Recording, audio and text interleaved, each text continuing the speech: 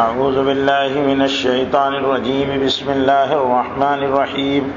نون والقلم وما يسطرون ما انت بنعمت ربک بمجنون ان لک لاجرا غیر ممنون انک لعلی خلق عظیم فستبصر ويبصرون بأيكم المفتون ان ربک هو اعلم بمن ضل عن سبیلہ وهو اعلم بالمهتدین فلا تطع المكذبين ودوا لو تدهنوا فيدهنون ولا تطع كل حلاف مهين هماز مشاء بنميم مناع للخير معتد أثيم عتل بعد ذلك زنيم أن كان ذا مال وبنين إذا تتلى عليه آياتنا قال أساطير الأولين سنسمه على الخرطوم۔ یہ سورہ قلم ہے۔ کل سورہ ملک تکمیل کو پہنچی۔ سورہ ملک جب پڑھے کوئی آدمی تو اس کو الحمدللہ کہنا چاہیے، اس لیے کہ سورہ ملک کے مضامین خالص توحید و وحدانیت کے مضامین تھے۔ یہاں سورہ قلم ہے اور سورہ قلم میں خالص مضامین جو ہے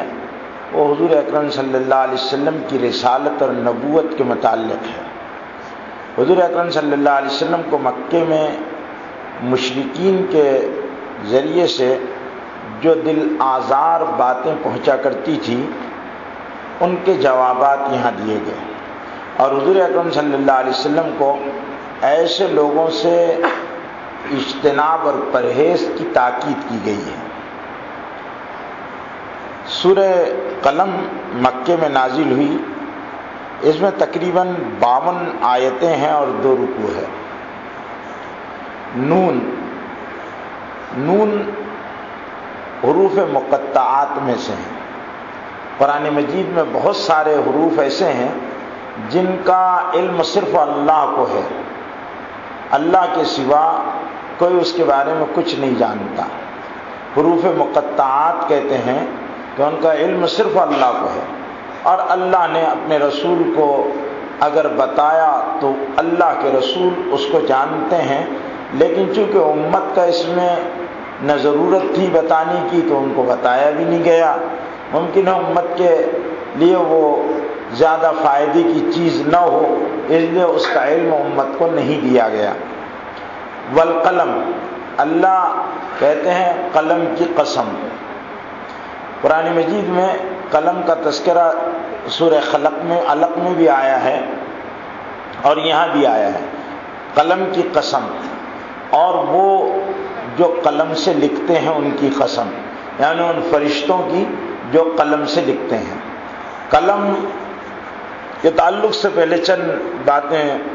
آپ جان لیں کہ یہاں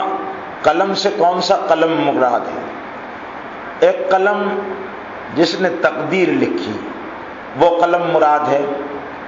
اللہ تعالیٰ نے سب سے پہلے قلم کو پیدا کیا۔ جب اللہ نے اس سارے نظام کو بنایا آسمانوں زمینوں کے، تو سب سے پہلے اللہ نے قلم کو پیدا کیا۔ جب قلم پیدا ہوا تو قلم نے پوچھا میرا کیا کام، تو اللہ نے کہا کہ سب اخیر تک، ابتدا سے آغاز سے لے کر انجام تک ساری چیزیں لکھو۔ قلم نے وہ ساری چیزیں لکھ دی جو قلم تقدیر میں اللہ نے قلم کے لیے طے کی تھی، اور قلم تقدیر نے وہ ساری باتیں لکھ کر رکھ دی۔ تو اللہ تعالیٰ نے چونکہ قلم کو پہلے پیدا کیا، اس اولیت کی بنیاد پر اس کی قسم کھائی۔ بعض لوگوں نے اس قلم سے عام قلم مراد لیا ہے، کوئی بھی قلم ہو سکتا ہے، تو وہ قلم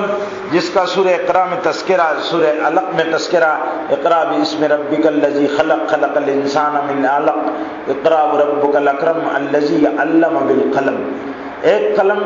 انسانوں کے تحصیل علم کا ذریعہ بھی ہے، اور دنیا میں سب سے بڑی طاقت قلم کی طاقت کو مانا گیا ہے۔ تلوار کی طاقت سے بھی زیادہ طاقت قلم کی طاقت ہے۔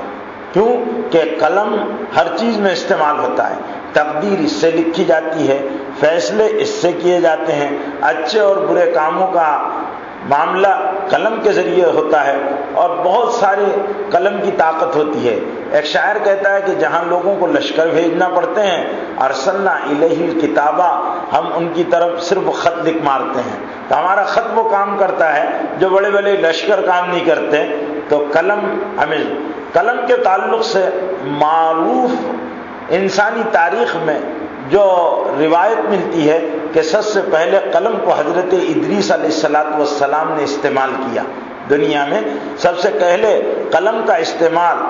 معروف اور معلوم تاریخ میں حضرت ادریس علیہ السلام نے کیا ہے، اور حضرت ادریس کے بعد لوگوں نے قلم کا استعمال کیا۔ حضور اکرم صلی اللہ علیہ وسلم کی نبوت کی شان یہ ہے کہ اس میں قلم کو اہمیت دی گئی اور اس امت کو قلم والا بنایا گیا کہ پڑھنا لکھنا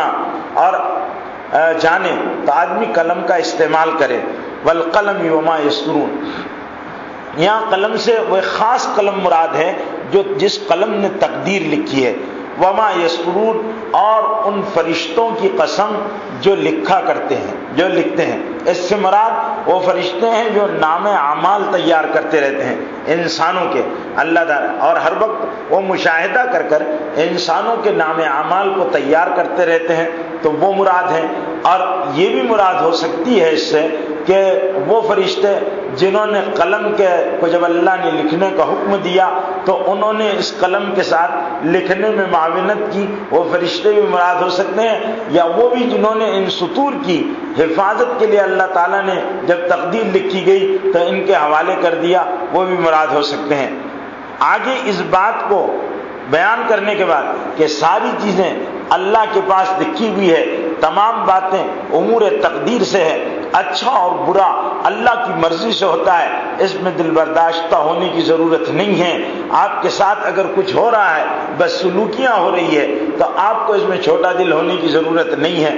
مکے کے مشرک جو آپ کو تانا دیا کرتے تھے، وہاں اس کے پہلے اس تمہید کو باندھ کر حضور اکرم صلی اللہ علیہ وسلم کو یہ کہا جا رہا ہے کہ آپ رضا بالقضاء، تقدیر پر راضی رہیے اور جمے رہیے، ما انت بنعمت ربک مجنون، اور آپ اپنے رب کی نعمت اور فضل ہے آپ پر، آپ مجنون نہیں ہیں، دیوانے نہیں ہیں، آپ دیوانے نہیں ہیں۔ مکے کے مشرکین حضور صلی اللہ علیہ وسلم کو دیوانہ کہا کرتے تھے، اور دیوانہ کہنے کی وجہ یہ تھی کہ نزول وحی کی کیفیت کچھ ایسی ہوتی تھی کہ حضور اکرم صلی اللہ علیہ وسلم کی حالت اس وقت پسینے میں شرابور ہو جایا کرتے تھے، ایک بوجھ ہوا کرتا تھا حضور صلی اللہ علیہ وسلم پر،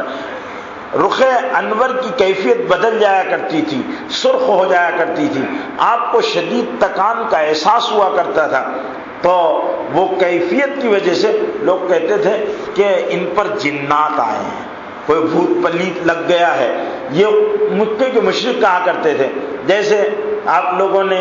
کسی جن جس پر جن کا اثر ہو جائے، انسان کو اگر جن معمول بنا لے، ویسے ہوتا نہیں، عام طور پر جنات ستاتے ہیں، چھیڑتے ہیں، لیکن کسی کو اپنا معمول بنا کر نہیں رکھتے۔ تو آپ کہیں گے یہ لوگ جو جھاڑ پھونک کرتے رہتے ہیں تو روز جن بھوت اتارتے رہتے ہیں، اصل میں جن بھوت نہیں اتارتے، یہ بیوقوف بناتے رہتے ہیں، کسی پر جن اس طرح مسلط نہیں ہوتا۔ کبھی کبھار کسی کو جن اپنا معمول بنا لیتا ہے اور وہ ہمیشہ معمول نہیں بناتا، وقتی طور پر معمول بناتا ہے، پھر ہٹ جاتا ہے، پھر آتا ہے، پھر ہٹ جاتا ہے۔ اس طرح کا معمول بنانا، اس کے بارے میں بہت تفصیل کے ساتھ کیا احکام الجان، کیا الکتاب المرجان فی احکام الجان، علامہ جلال الدین سیوطی رحمۃ اللہ علیہ نے عربی میں ایک بڑی زبردست کتاب لکھی ہے جس میں جنات کے تعلق سے بہت ساری تفصیلات آئی ہیں۔ تو جنات جس پر آتا ہے اس کی آنکھیں سرخ ہو جاتی ہیں، چہرہ بھربھرایا ہوا محسوس ہوتا ہے، اس کی کیفیت الگ ہوتی ہے۔ تو یہ اس وقت نزول وحی کی کیفیت کے وقت یہ حضور اکرم صلی اللہ علیہ وسلم کے بارے میں اس طرح کی باتیں کہا کرتے تھے، اور جب حضور اکرم صلی اللہ علیہ وسلم ان سے وحی کی باتیں کہتے تو انہوں نے وہ باتیں سنی نہیں تھی، تو وہ کہتے یہ باتیں تو ساری کی ساری ایسی دیوانے پن کی باتیں ہیں، یہ دیوانے پن کی باتیں ہیں۔ تو اللہ کے رسول صلی اللہ علیہ وسلم کو اس بات سے صدمہ پہنچتا تھا، اذیت ہوتی تھی۔ تو اللہ کہہ رہے ہیں کہ آپ کہے کو یہ دیوانے باولوں کی باتوں میں آپ کہے کو یہ باولے ہیں، یہ آپ کو باولے کہہ رہے ہیں۔ آپ کو دیوانہ کہتے ہیں، آپ کو باولا کہتے ہیں، نہیں آپ ان کے چکر میں مت پڑیے، ما انت بنعمت ربک بمجنون، آپ اپنے پروردگار کی نعمت میں ہیں، آپ مجنون نہیں ہیں، وَإِنَّ لَكَ لَأَجْرًا غَيْرَ مَمْنُونَ، اور بلا شبہ آپ کو بڑا زبردست اجر غیر ممنون اس کو کہتے ہیں کہ جس اجر کا سلسلہ کبھی ختم نہیں ہوگا، ایسا زبردست آپ کو اجر دیا جائے گا، وَإِنَّكَ لَخُلُقٍ عَظِيمٍ، اور بلا شبہ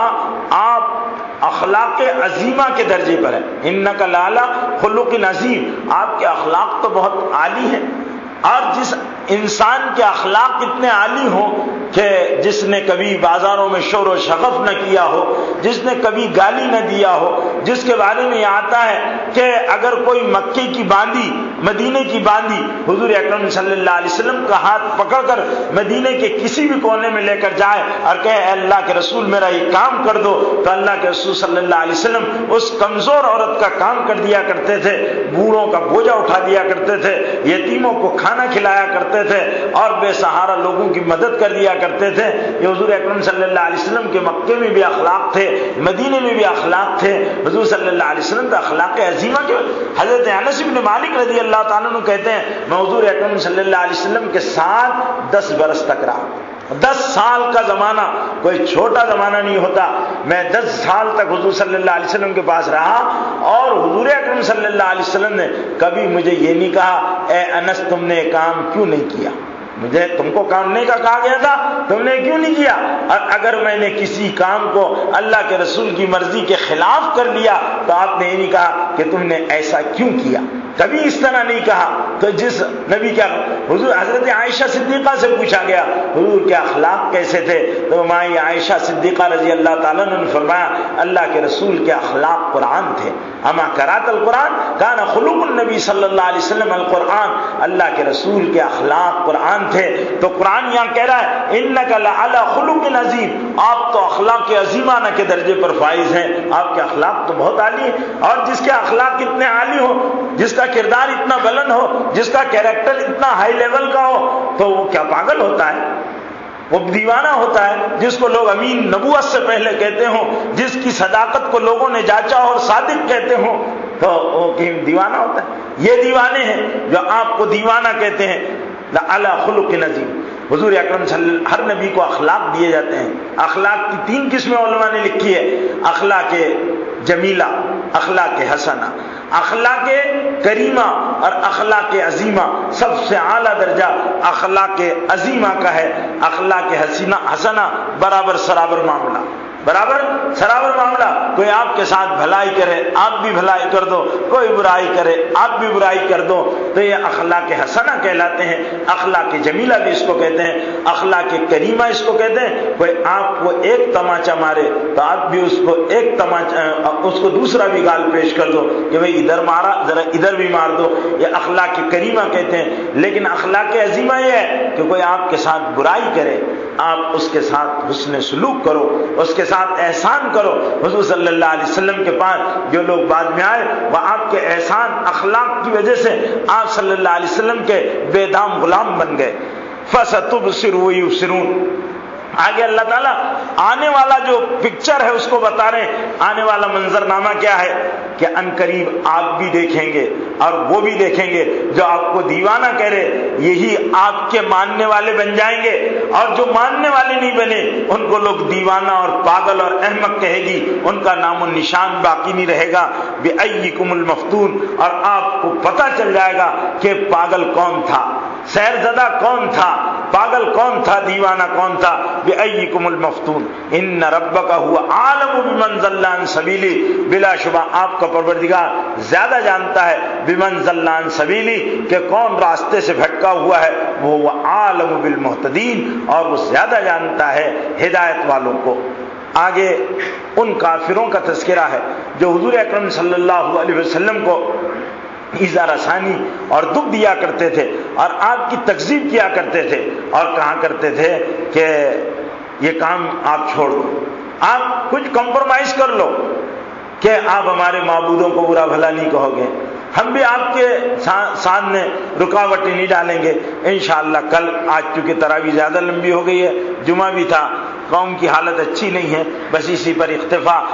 ربنا آتنا فی الدنیا حسنہ وفی الآخرۃ حسنہ وقنا عذاب النار۔ اللہم انک عفو کریم تحب العفو فاعف عنا یا کریم۔ اللہم حاسبنا حسابا یسیرا، اللہم وفقنا لما تحب وترضى، اللہم احسن عاقبتنا فی الامور كلها، ربنا اغفر وارحم وتجاوز عما تعلم انك انت العز الاکرم، ربنا تقبل منا انك انت السمیع العلیم وتب علینا انك انت التواب الرحیم۔ فصلی اللہ تعالی علی النبی الامی الکریم وعلی آلہ وصحبہ اجمعین، آمین برحمتک یا ارحم الراحمین۔